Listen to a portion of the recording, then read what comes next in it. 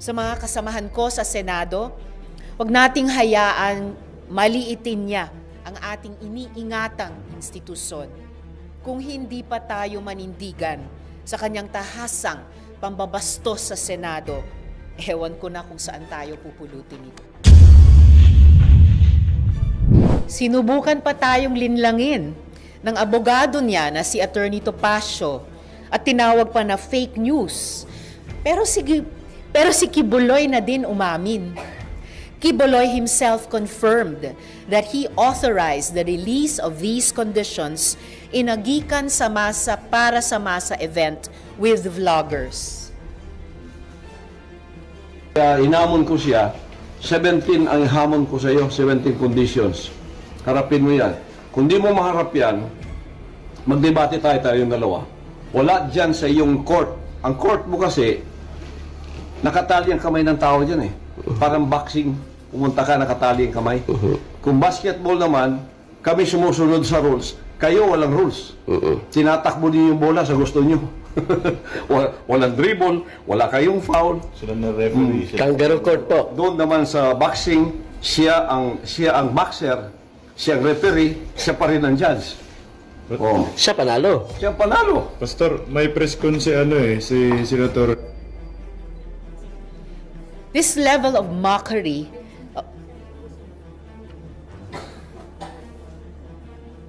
Hinamon ko siya, 17 ang hamon ko sa iyo, 17 conditions. Harapin mo yan. Kung di mo... May kadagdagan dito lang kasi conditions for 17. Kasi parang tinatakot ako ni Tiberos na ayaw, tapos dito sa social media na parang nangyayari na kung di ka magano o i-invoke, i-contempt, and you will be arrested by the kaya napilitan ako na magbigay ng 17 condition. Ang primero pa itong bukas, sinabi ko sa kanila, those are criminal allegations.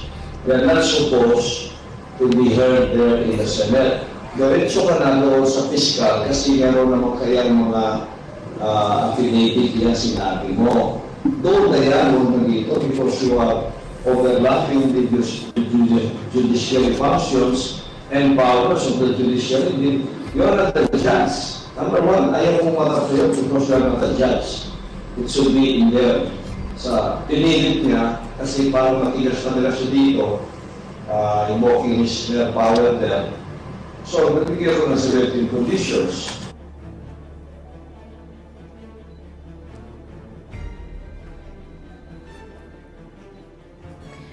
This level of mockery of a constitutional exercise of duty by a committee of the Philippine Senate is unprecedented and disturbing, and further confirms Kibuloy's undue refusal to appear before the committee pursuant to Section 18 of the Senate Rules. Considering all these, once again, I request for the Senate President to issue an arrest order against Apollo C. Kibuloy. He must show up. He must respect the institution of the Senate. Sa mga kasamahan ko sa Senado, huwag nating hayaan maliitin niya ang ating iniingatang institusyon. Kung hindi pa tayo manindigan sa kanyang tahasang pambabastos sa Senado, ewan ko na kung saan tayo pupulutin ito.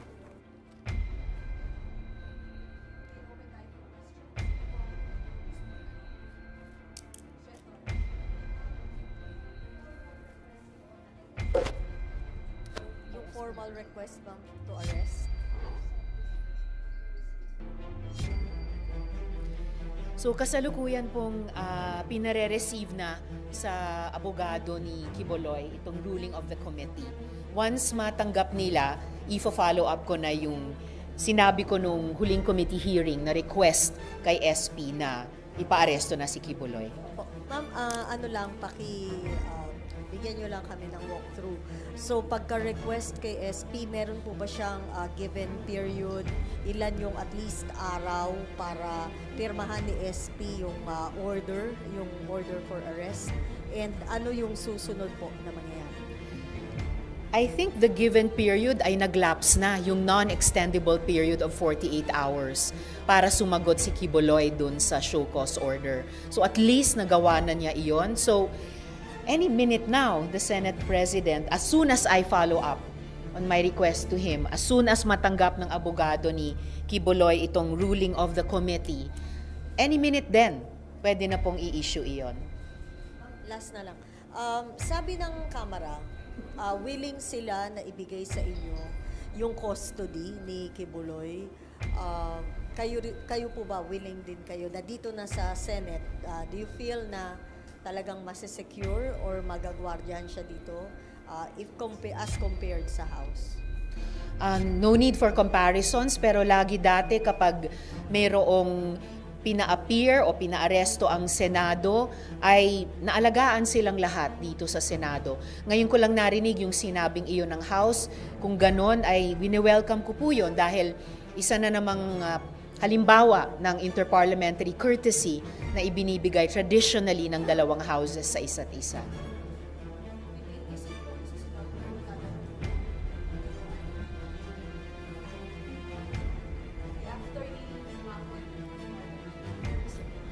Good morning, ma'am. morning. Ma'am, do you feel you're facing a big challenge here? Kasi meron siyang mga kakamping senators and Quiboloy has been defiant of any order and he believes that he's above the law. He's really challenging, pero at least hakbang-hakbang na ipapakita ng Senado na hindi talaga siya above the law. Hindi po ako nababahala o ano paman sa kung meron akong mga kasamang senador na sumusuporta sa kanila dahil yun naman po ay karapatan ng bawat isa sa amin magkaroon ng sariling posisyon. At mabuti, meron namang rules ang Senado na aming lahat na sinusunod. Kaya't kung merong anumang manifestation na gagawin, kung may kakailanganing bilang sa alinmang bahagi ng Senado, yun po ang gumagabay sa aming paghakbang o hindi paghakbang sa mga susunod na yugto ng proseso tulad ng investigasyon. And so far, pinakita po ng Senado sa aming mga sarili, isa't isa, at higit sa lahat sa publiko, na kayang-kayang isulong ng Senado sa pag-exercise ng kanyang mandato, sa pag-exercise ng kanyang konstitusyonal na kapangyarihan, yung kanyang mga tungkulin. Partikular at lalong-lalo na sa ganitong usapin ng hustisya para sa mga babae at mga menor de edad. Good morning. Ma'am, as previously pointed out, ibang-iba yung naging kaso dito kay Quiboloy doon sa iba pang resource persons. For example, yung kay Senyor Aguila. Ibang-iba din yung pagtrato ng ilan sa inyong mga kasamahan doon dito sa kaso ni Quiboloy. How will this affect the credibility of the Senate moving forward kung ganito po yung nagiging aksyon ng ilan yung kasamahan? I think it further bolsters the reputation of the Senate na isa sa pinaka-independenteng institusyon sa loob ng ating gobyerno, isa sa mga mayat-maya huling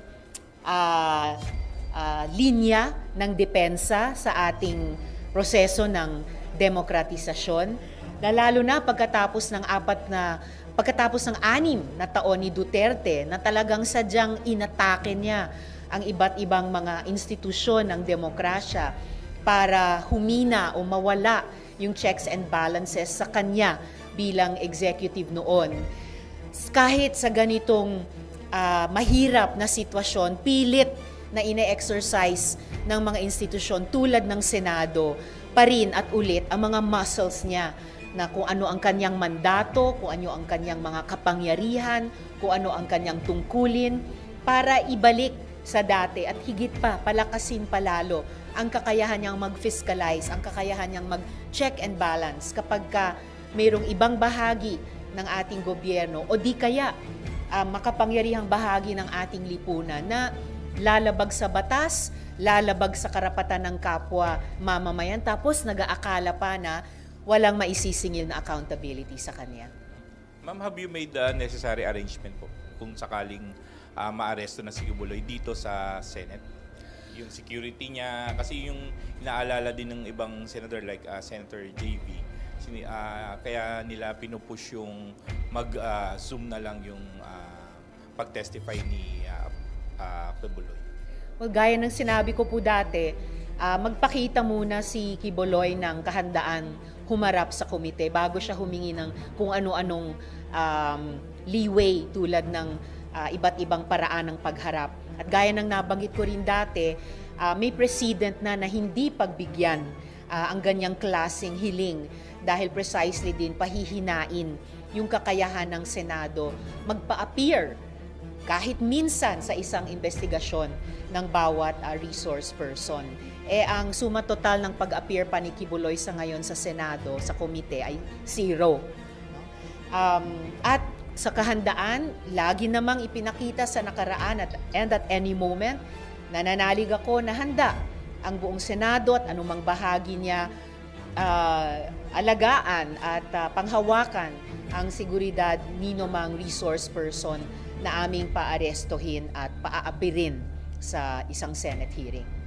Ma'am Cecil, bago yung custody, ma'am, nandun yung hinaharap natin that if ever magkaroon ng warrant, i-arrest siya. What if may resistance? And hingi ba kayo ng tulong sa PNP? Kasi considering yung strength ng OSA, hindi kakayanin if ever. Ano po yung nakikita natin? Although it's an operational thing, you might want to give us some oversight. Buwang paniniwala ko sa kahandaan at kakayahan ng OSAA bilang frontline ng security ng Senado, gawin muli ang kanilang tungkulin. Tulad ng pag-serve nila ng subpoena kay Kibuloy dun mismo sa address niya sa Davao. Tulad ng isinagot ng DILG sa isang hearing, kung hingin namin sa pamamagitan ng OSAA ang tulong ng PNP, ay pwedeng-pwede po naming hingiin yon. At tulad sa mga raming pagkakataon noon na hiningi, pati ng aming komite, ang tulong ng PNP o ng NBI sa ganitong klaseng mga investigasyon ay naging laan naman po sila na ipagkaloob iyan, kaya umaasa pa rin ako sa dati na nilang pagtulong. Magtatanong po tayo sa DILG or sa PNP kung possibly merong physical resistance pagka i-arrest doon. Kasi di ba natatandaan mo yung kay Cleo po?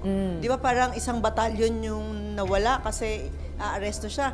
Ito religious leader din po. So ano po yung anticipation natin? Thank you. Well, hopefully walang mamumuong physical resistance dahil if ever isa na namang negatibong development yan dito sa investigasyong ito na kung hindi lang nagdrama ng napakatagal ni Kibuloy, kung sana humarap na lang siya sa unang hearing, hindi kailangang umabot sa ganito. Pero sa anumang scenario na mag-materialize, for one, ang PNP ang may kakayahan ng institusyon sa loob ng ating gobyerno. Siguruhin ang kaligtasan ng publiko at siguruhin ang pagtupad sa ating mga batas, pati ang pagtaguyod sa mga normal na proseso ng iba't ibang bahagi ng ating gobyerno, pati na namin dito sa Senado.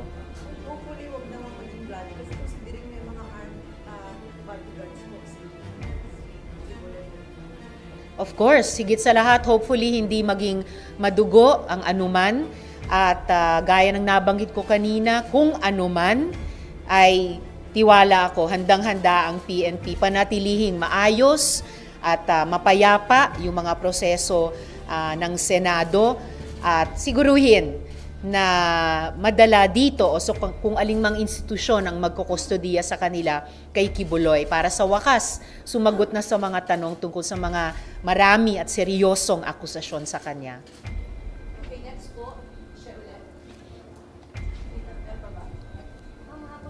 Tanong, yung ma'am related dun sa tanong ni Marlon kanina, kayo ba, ano yung nakikita nyo? Saan kumukuha ng lakas ng loob, ng tapang si Kibuloy? Bakit grabe yung resistance po? Posibleng matagal na kasi niyang ginagawa itong mga akusasyon sa kanya. And so far, nakatakas siya, scot-free. Kaya hindi talaga mauubos yung pagpapasalamat ko sa ating mga matatapang na victim survivors.